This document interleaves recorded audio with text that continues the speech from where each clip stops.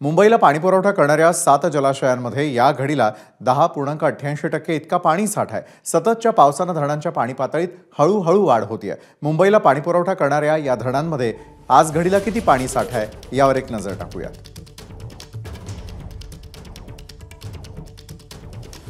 upper Vaitarna या ठिकाणी आहे 27.36%, मोडक सागर 22.78%, तानसा 16.90%, मध्य वैतरणा 14.54%, भातसा 22.1%, विहार 30.78%, तुळशी 10.88%,